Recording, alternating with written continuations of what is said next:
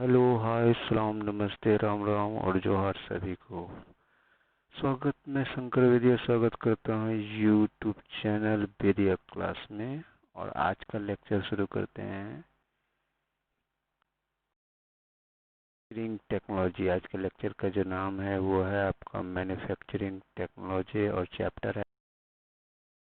और इस चैप्टर के अंदर आज जो डिस्कस करेंगे वो टॉपिक है इंट्रोडक्शन, कास्टिंग टर्म्स, पैटर्न और पैटर्न एलाइंसेस। तो शुरू करते हैं। इंट्रोडक्शन से कास्टिंग का इंट्रोडक्शन। क्या होता है कास्टिंग? तो कास्टिंग जो मेटल कास्टिंग है वो आपका ओल्डेस्ट मटेरियल शेपिंग मेथड होता है जो ह्यूमन बीइंग जानता था। तो कास्टिंग का मतलब ये होता है कि कोई भी शेप का जो जो प्रोडक्ट हम लोग को चाहिए उस शेप का कैविटी होता है और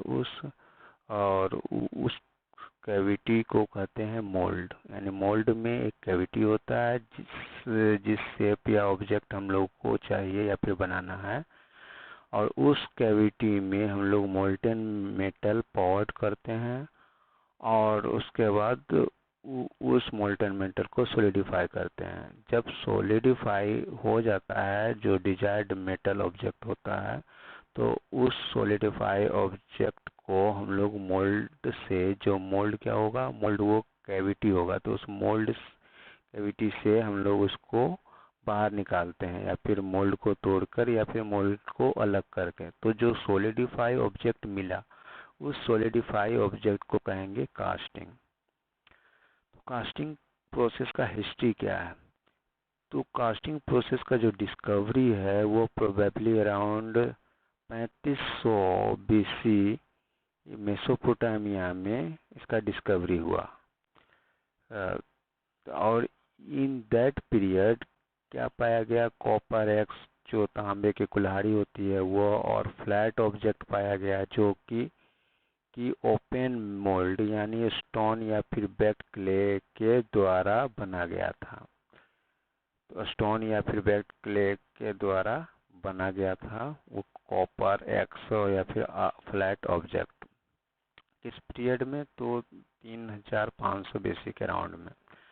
उसके बाद आया ब्रॉन्ज एज यानी 2000 बीसी।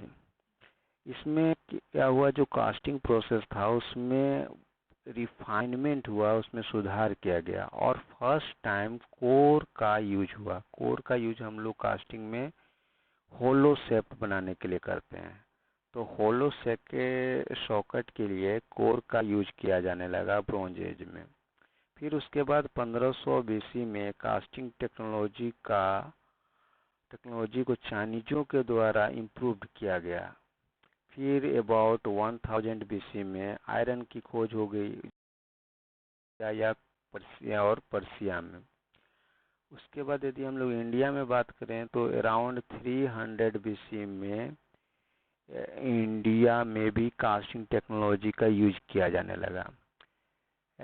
इसका हम लोग को एक एग्जाम्पल मिलता है कि जो दिल्ली का कुतुब मीनार कॉम्प्लेक्स है उसका जो पिलर है, वह पिलर जो है बेस्ट एग्जाम्पल है metallurgical skill of ancient India. जो प्राचीन भारत में जो मेटलर्जिकल स्किल का वह बेस्ट एग्जाम्पल है कुतुब मीनार।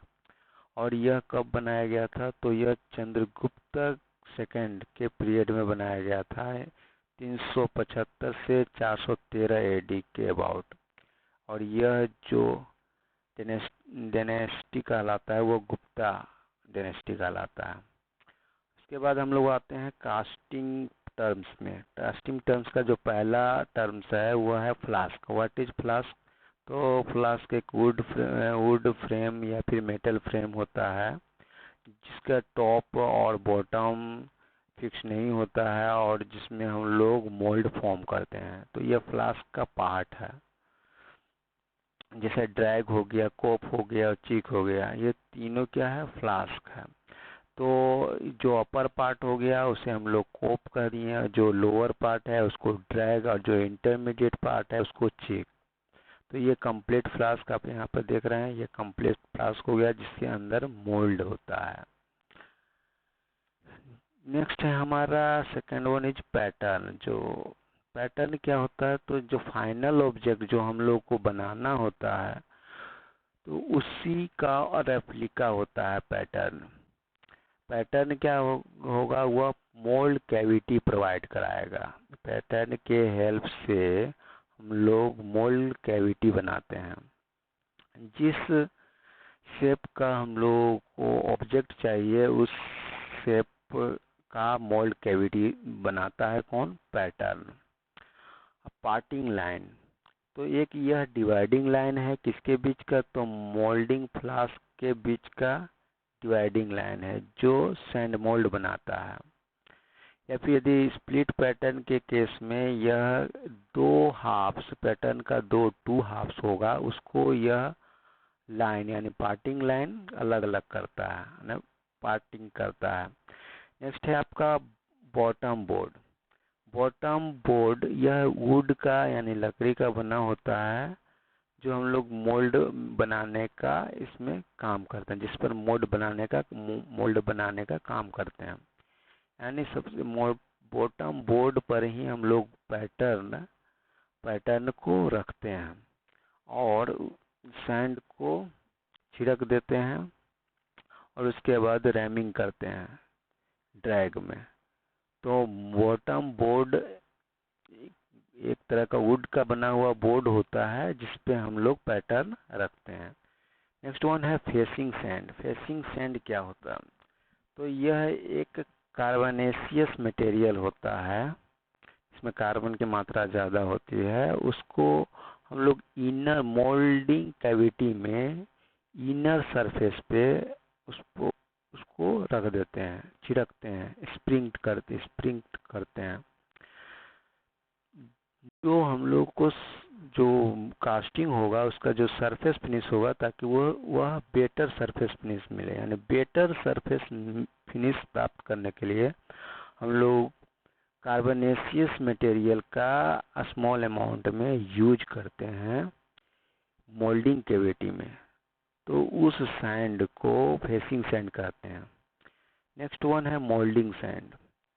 तो यह फ्रेशली प्रिपेयर्ड रिफैक्ट्री मटेरियल है। रिफैक्ट्री मटेरियल में जो हीट को रेजिस्ट करे, तो सैंड क्या है, हीट को रेजिस्ट करता है। तो जो मोल्डिंग कैविटी बनाने के लिए जो सैंड का यूज होता है उसको कहेंगे मोल्डिंग सैंड। यह मिक्सचर होगा सिलिका और क्ले का, और हम लोग को यह मिक्सचर के प्रोपोर्शन को हम लोग डिजायर्ड जो हम लोगों को रिजल्ट चाहिए उस हिसाब से उस प्रोपोर्शनल में सिलिका और क्ले को मिलाते हैं। And it is surrounded the pattern, और इसको यह जो मोल्डिंग सैंड होता है वो पैटर्न के सराउंडेड होता है जब हम लोग मोल्ड बनाते हैं।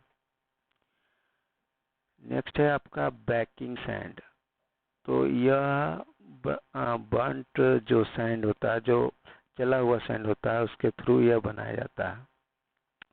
It is most of the refractory material found in mould. Mould में पाया जाने वाला सबसे ज़्यादा मटेरियल है। Next one is core. Core क्या होता है, कोर जब हम लोगों को मोल्ड में कोई हॉलो कैविटी बनाना होगा तो कास्टिंग में जब हम लोग होलो कैविटी बनाए, जो फाइनल जो प्रोडक्ट बनेगा उसमें होलो हो, इसके लिए हम लोग क्या करेंगे, कोर का यूज करते हैं। कोर बना होगा सैंड से। तो होलो कास्टिंग में होलो कैविटी बनाने के लिए कोर का यूज करते हैं। पोरिंग बेसिन क्या होगा, तो एक स्मॉल फ्यूनल शेप कैविटी का होता है टॉप पर मोल्ड में, जिसमें हम लोग मोल्टेन मेटल पावर करते हैं। इसमें मोल्टन मेटल किसके थ्रू पावर करेंगे, तो पोरिंग बेसिन में ही हम लोग क्या करेंगे, मोल्टन मेटल उसमें पावर करेंगे। नेक्स्ट है आपका स्प्रू। स्प्रू क्या होगा, तो एक तरह का पाथ है, पैसेज है, जिसके थ्रू हम लोग मोल्टेन मेटल पोरिंग बेसिन से होकर मोल्ड कैविटी में जाता है। पोरिंग बेसिन से होकर मोल्ड कैविटी में जिस पैसेज के थ्रू जाता है उसको स्प्रू कहते हैं। नेक्स्ट है हमारा रनर। रनर एक चैनल हो सकता है, चैनल कहते हैं रनर। इसके थ्रू मोल्टन स्प्रू से लेके गेट तक जाता है। अब फिर गेट से लेके फिर उसके बाद गेट के बाद वह मोल्टन मेटल कैविटी में चला जाता है। तो स्प्रू से लेके गेट तक जो जिस चैनल के थ्रू जाता है उसको बोलेंगे रनर। नेक्स्ट है हमारा गेट। गेट क्या है, अब यहाँ पर जो कैविटी बना उसके वहाँ का जो एक्चुअल एंट्री पॉइंट है वो उसे कहते हैं गेट। यानी ये एक्चुअल एंट्री पॉइंट जिसके through molten metal mould cavity में जाता है, जो खाली जगह है मोल्ड का उसमें वो एंटर करता है। नेक्स्ट है आपका चैपलेट्स। चैपलेट्स क्या होता है, तो जो कोर होंगे उस कोर को सपोर्ट देने के लिए चैपलेट्स का यूज करते हैं। और कोर का यूज इसलिए करते हैं ताकि जो कास्टिंग हो रहा, जो फाइनल प्रोडक्ट हम लोग को मिले उसमें होल हो। होल होने के लिए क्या करना होगा कि जो सैंड होगा उसको आपको हमको फिल कर देंगे, यानी कोर की फॉर्म में फिल कर देंगे। और वो कोर को जो सपोर्ट करेगा उसको कहेंगे चैपलेट। चूँकि कोर जो है कैविटी में सपोर्ट उसको चाहिए, उसमें टिके रहने के लिए वो सपोर्ट चाहिए। तो जो सपोर्ट प्रोवाइड कराएगा वो होगा चैपलेट्स। नेक्स्ट है हमारा चील। चील्स क्या होता है, एक मेटालिक ऑब्जेक्ट है जिसको हम लोग मोल्ड में रखते हैं ताकि जो कूलिंग रेट है वह इंक्रीज हो जाए। जो कूलिंग रेट होगा वह इंक्रीज हो जाए ताकि जल्दी कूल हो, मोल्टन मेटल जल्दी कूल हो जाए। तो उसके लिए मेटालिक ऑब्जेक्ट हम लोग मोल्ड में रखते हैं। नेक्स्ट है हमारा राइजर। राइजर क्या है, मोल्टन मेटल का कॉलम होता है, तो वह मोल्ड में होता है जिसके through casting as it shrinks and solidify। तो यदि कास्टिंग क्या होगा, श्रिंक्स या सॉलिडिफाई होगा तो उसके बाद मोल्टेन मेटल प्रोवाइड कराएगा राइजर। यानी राइजर के थ्रू कास्टिंग कैविटी में मोल्टेन मेटल प्रोवाइड कराएगा। जब यह कैविटी या फिर कास्टिंग श्रिंक कर जाता है तब a column of molten metal placed in the mold to feed the casting as it shrinks and solidify, also known as feed head। इसको feed head भी कहेंगे। अब यहाँ एक सिंपल डायग्राम है जिसके थ्रू हम लोग समझ सकते हैं गेटिंग सिस्टम का। तो यह एक आपका फ्लास्क है। फ्लास्क का जो अपर पार्ट है वो आपका कोप कहलाएगा, जो लोअर पार्ट है उसको ड्राइव कहलाएगा। ये जो लाइन आप देख रहे हैं इसको बोलेंगे पार्टिंग लाइन, ठीक है। यह लैडल है, लैडल में मोल्टेन मेटल होता है। इसके थ्रू हम लोग पोरिंग बेसन में मोल्टेन मेटल डालेंगे। पोरिंग बेसिन कनेक्ट होगा स्प्रू से, स्प्रू के थ्रू मोल्टेन मेटल जाएगा रनर में, और फिर रनर के थ्रू जो मोल्टेन मेटल है वो मोल्ड कैविटी में जाएगा।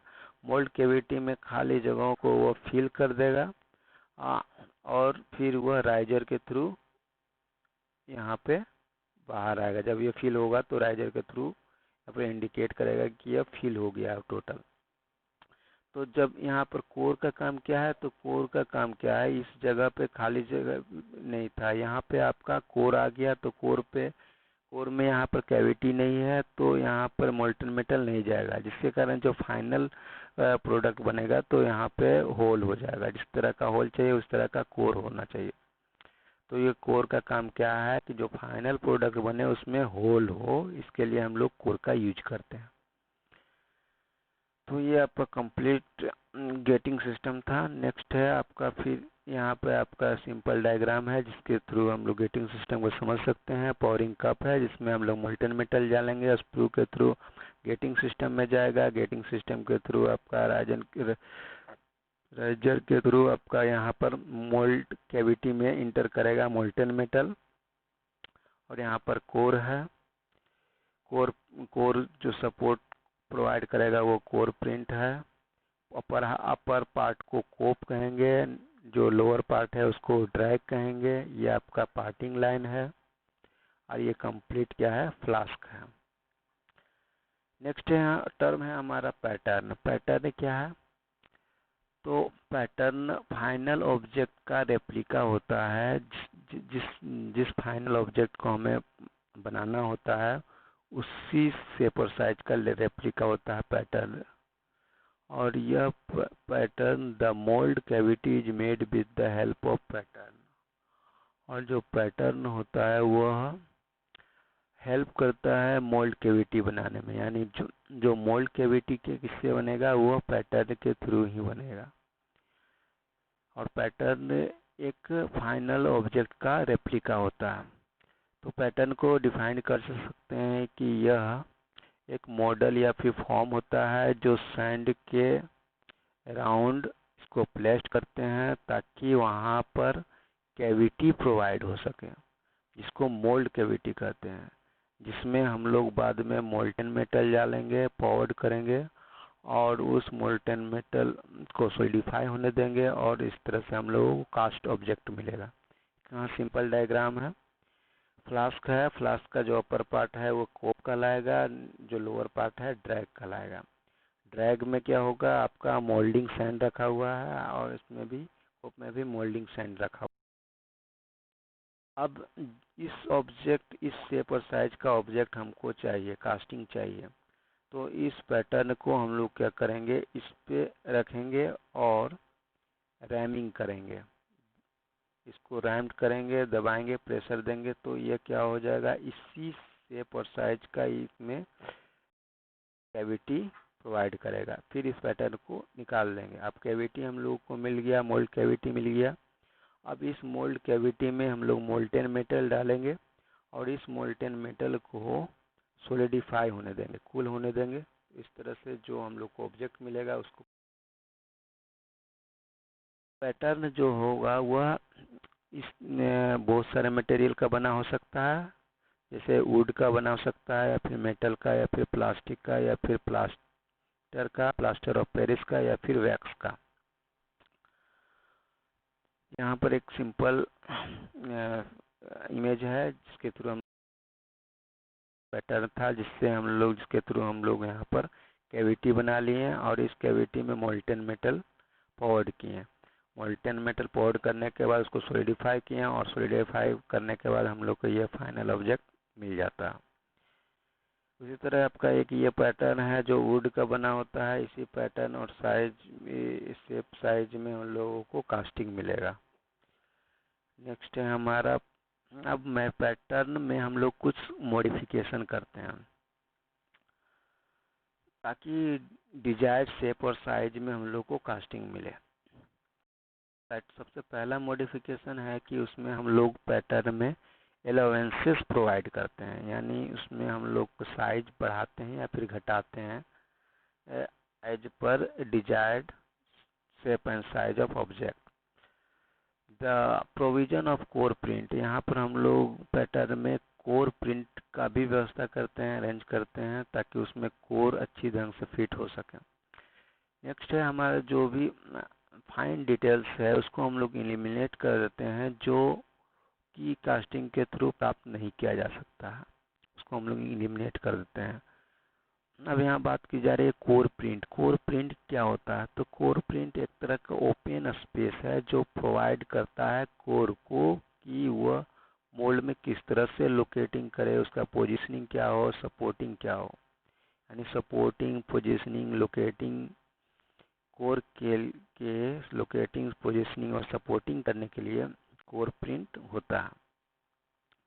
क्योंकि कोर क्या है, साइड मोल्ड कैविटी में ऐसे सस्पेंडेड नहीं हो सकता, उसको सपोर्ट चाहिए। तो सपोर्ट कौन प्रोवाइड कराएगा? Core print. नेक्स्ट वन है हमारा पैटर्न एलोवेंसेस। पैटर्न एलोवेंसेस क्या होता है? तो ये pattern is always larger in size as compare to the final casting.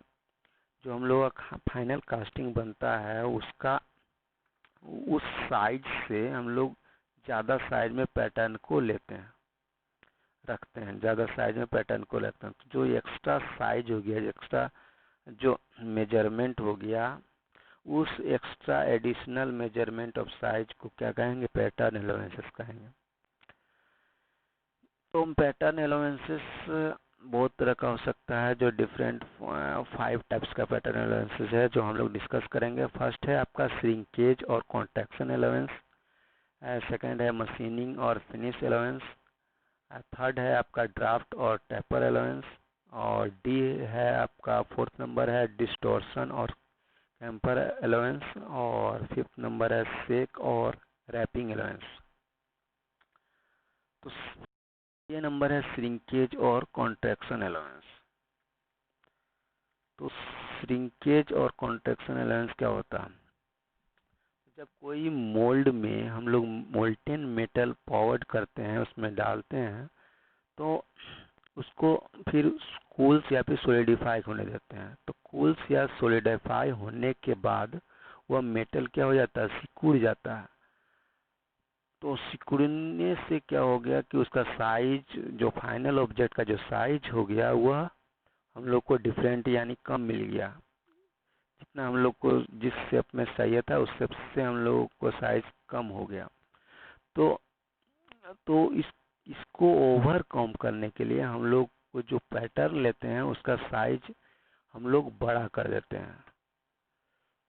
जितना वह श्रिंकेज करेगा या फिर कॉन्ट्रैक्शन करेगा, उतना ही हम लोग जिस साइज में वो श्रिंकेज करेगा उतना ही का साइज को हम लोग पैटर्न में एडिशन कर लेते हैं, यानी बड़ा कर देते हैं, ताकि यदि सिकुड़ने पर भी हम लोग को एग्जैक्ट जो साइज चाहिए उस साइज में हम लोग को ऑब्जेक्ट मिले। जैसे कि यहाँ पर कोई कास्टिंग हो रहा था और इसमें हम लोग मोल्टेन मेटल डालें, तो मोल्टेन मेटल डालने के बाद इसको सॉलिडिफाई होने दिए, कूल्स होने दिए, तो यह क्या हो गया कि सिकुड़ गया या फिर कॉन्ट्रैक्शन हो गया। तो सिकुड़ने के कारण इसका जो शेप और साइज क्या है वो घट गया। हमको चाहिए था इस शेप और साइज में ऑब्जेक्ट, लेकिन क्या है, ये सिकुड़ गया जिसके कारण ये छोटा हो गया। तो अब इतना साइज आपका सिकुड़ गया, तो इतना ही साइज को हम लोग क्या करेंगे, पैटर्न में ऐड कर देंगे, उस साइज को जोड़ देंगे, ताकि इतना साइज सिकुड़ने के बाद भी हम लोगों को उस तरह का ऑब्जेक्ट, फाइनल ऑब्जेक्ट मिल जाए। अब जो ये मेटल का श्रिंकेज रेट है, वो डिफरेंट मटेरियल के लिए डिफरेंट हो सकता है, यह उस मेटल के प्रॉपर्टी पर डिपेंड करता है। यानी जो मेटल श्रिंकेज है वो डिपेंड करता है कि कास्ट मेटल और एलॉय कैसा है। दूसरा कि वह मेटल किस टेम्परेचर पर पावरिंग कर रहे हैं, यानी मोल्टन मेटल यदि डाल रहे हैं तो कितना टेम्परेचर उसका है, इस पर डिपेंड करता है। फिर डिपेंड करता है कास्टिंग डायमेंशन पे, कास्टिंग का डायमेंशन क्या है, फिर डिपेंड करता है कास्टिंग डिजाइन स्पेक्स पे। कास्ट आयरन के केस में यदि हम लोग हायर टेम्परेचर पर मोल्टन मेटल डालते हैं तो उस केस में श्रिंकेज क्या होगा, ज़्यादा होगा। वही हम लोग लोअर टेम्परेचर में यदि हम लोग पावर्ड करते हैं तो उस केस में श्रिंकेज कम होगा। नेक्स्ट है हमारा मशीनिंग अलाउंस। मशीनिंग अलाउंस, तो ये casting is given an allowance for machining. Machining के लिए हम लोग मशीनिंग के लिए भी हम लोग अलाउंस प्रोवाइड करते हैं कास्टिंग में। मशीनिंग क्या होता है कि जब कास्टिंग करते हैं तब मोल्ड में ऑक्सीडाइज होने लगता है और हीट ट्रीटमेंट के कारण स्केल भी प्रोड्यूस हो जाता है। तो ये स्केल्स या फिर ऑक्सीडाइज होने के इस सब स्केल्स को हम लोग को जिसे रिमूव करना होता है, ताकि जो उसका सरफेस हो, सरफेस रफनेस रिमूव हो जाए और सरफेस फिनिशिंग बेस्ट हो। तो इसके लिए हम लोग करते हैं मशीनिंग। तो हम लोग को उस पैटर्न में हम लोग एक्स्ट्रा उस पैटर्न का साइज को लार्ज कर देते हैं जितना हम लोग को मशीनिंग करना होता है। मशीनिंग अलाउंस जो है डिपेंड करता है कि मेटल का नेचर कैसा है, या कास्टिंग का साइज और शेप कैसा है, या फिर हम लोग जिस तरह का मशीनिंग करने वाले हैं, फेसिंग करने वाले हैं, तो उस हम किस तरह का मशीनिंग करने वाले हैं, उस तरह के मशीनिंग ऑपरेशन पर डिपेंड करता है कि हम लोग उसमें कितना मशीनिंग पैटर्न में मशीनिंग अलाउंस दें। तो ये हो गया आपका मशीनिंग अलाउंस। जैसे आपका ये पैटर्न साइज था और ये आपका एक्चुअल साइज था। तो पैटर्न में आपका बड़ा आप साइज दे दिए ताकि जब हम लोग मशीनिंग करेंगे तो हम लोग को इस साइज में मिले। तो क्या करना है, फाइनल जो प्रोडक्ट है उससे हम लोग ज़्यादा बड़ा साइज में हम लोग मशीन पैटर्न लेते हैं मशीनिंग के लिए। तो मशीनिंग के लिए जो हम लोग ज़्यादा ओवर साइज दिए पैटर्न में उसको हम लोग बोलेंगे मशीनिंग अलाउंस। नेक्स्ट है हमारा ड्राफ्ट अलाउंस और टेपर अलाउंस। तो ड्राफ्ट अलाउंस और टेपर अलाउंस क्या होता है, जब हम लोग कोई भी पैटर्न को सैंड से रिमूव करते हैं तो पॉसिबिलिटी ये होता है कि उसका कोई भी लीडिंग एज या फिर किनारा है उससे उसका टूट जाए या फिर डैमेज हो जाए जब हम लोग रिमूविंग करते हैं पैटर्न को। तो इसको ओवरकम करने के लिए, इसको अवॉइड करने के लिए हम लोग क्या करेंगे कि उस पैटर्न को थोड़ा टेपर कर देंगे ताकि जब हम लोग उस पैटर्न को रिमूव करें तो कोई भी डैमेज ना हो। तो उसमें जो हम लोग टेपरिंग देते हैं तो उस टेपर अलाउंस को कहेंगे पैटर्न में उसको कहेंगे टेपर अलाउंस। अब यहाँ पर इस डायग्राम में देखिए, जब हम लोग का ये पैटर्न है तो ये पैटर्न है इस पैटर्न को जब हम लोग रिमूव करेंगे तो इसका एज के कारण हो सकता है कि इसमें डैमेज हो जाए। तो इसके रिमूविंग को स्मूथ बनाने के लिए, इसको डैमेजिंग को रोकने के लिए यहाँ पर इस पैटर्न में हम लोग देख रहे हैं कि यह टेपर कर दिया ताकि ये आसानी से रिमूव हो जाए। तो इसी को बोलेंगे ड्राफ्ट अलाउंस या फिर टेपर अलाउंस। अब जिस एंगल को टेपर वो करते हैं उसको कहेंगे ड्राफ्ट एंगल, उसको बोलेंगे ड्राफ्ट एंगल। और ड्राफ्ट एंगल डिपेंड करता है कि पैटर्न का कॉम्प्लेक्सिटी कैसा है। नेक्स्ट वन है आपका अलाउंस डिस्टॉर्शन या फिर कैम्पर्ड अलाउंस। तो जब कोई मोल्ड सॉलिडिफाई या फिर कूल होता है तो सॉलिड मेटल में स्ट्रेस डेवलप होता है और स्ट्रेस डेवलप होने के कारण वह कास्टिंग क्या होगा, डिस्टॉर्ट होने लगता है, फैलने लगता है, मुड़ा होने लगता है। तो इस चीज को अवॉइड करने के लिए, ओवरकम करने के लिए हम लोग जिस डायरेक्शन में डिस्टॉर्ट होता है उसके अपोजिट डायरेक्शन में हम लोग क्या करेंगे कि पैटर्न में डिस्टॉर्टिंग कर देंगे। तो इसको हम लोग कहेंगे कि पैटर्न डिस्टॉर्शन और कैम्पर्ड अलाउंस। जब इस तरह से यदि कोई मटेरियल मुड़ जाता है, फैलाव हो जाता है तो इसको डिस्टॉर्टिंग कहेंगे, जबकि कैम्पर्ड जब इस तरह से इसमें मुड़ जाएगा तो इसको इस डायरेक्शन में कहेंगे, इसको कैम्पर्ड कास्टिंग, इसको डिस्टॉर्ट कास्टिंग। जबकि हमको चाहिए था इस तरह का, लेकिन स्ट्रेस के कारण यह इस तरह का हो सकता है या फिर इस तरह का हो सकता है। तो इसको ओवरकम करने के लिए, अवॉइड करने के लिए पैटर्न में यदि यह इस डायरेक्शन में हो रहा है तो पैटर्न को हम लोगों को इस डायरेक्शन में डिस्टॉर्ट कर देंगे इनिशियली, ताकि जो हम लोग को जो फाइनल ऑब्जेक्ट मिले वो बिल्कुल सही शेप और साइज में मिले। नेक्स्ट है हमारा शेक और rapping allowance. A pattern is shaken or wrapped by the sticking the seam with the wooden piece from side to side.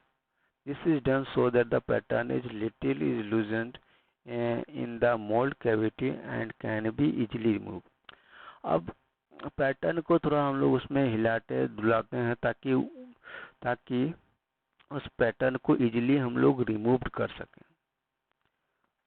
तो जब यदि पैटर्न ज़्यादा टाइट होगा तो क्या करेगा, वो मोल्ड कैविटी को इनलार्ज कर देगा, बड़ा कर देगा। तो इसलिए हम लोग क्या करेंगे कि जो पैटर्न होगा उसका साइज को, जो जितना हम लोग डिजायर्ड साइज है उससे हम लोग उसको कम कर देंगे। कम कर देंगे ताकि जो यदि हिलाने डुलाने पर भी उसका जो मोल्डिंग है वो मोल्डिंग का साइज उतना ही बढ़े जितना कि हम लोगों का डिजायर्ड शेप और साइज चाहिए। तो यहाँ पर हम लोग चूंकि पैटर्न के साइज को कम कर रहे हैं इसलिए यहाँ पर निगेटिव अलाउंस प्रोवाइड करेंगे पैटर्न पर। तो इससे इसी निगेटिव अलाउंस को ताकि पैटर्न का डायमेंशन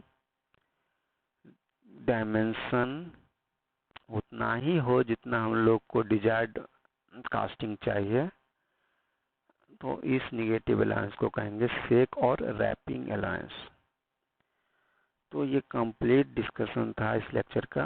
इसमें हम लोग पैटर्न के अलाउंस, कास्टिंग टर्म्स, इंट्रोडक्शन इस सब के बारे में डिस्कस किया। तो आज समाप्त करने से पहले एक कोट्स के थ्रू समाप्त करते हैं। कहता है कि a person who never made a mistake never tried anything new, Albert Einstein के द्वारा। एक आदमी जब कोई भी गलती कुछ भी गलती नहीं करता है इसका मतलब ये हुआ कि उसने कभी भी कोई नया ट्राई नहीं किया। तो ये था हमारा complete discussion. Thank you for listening, thank you for watching. मिलते हैं नेक्स्ट लेक्चर में, तब तक के लिए जय हिंद।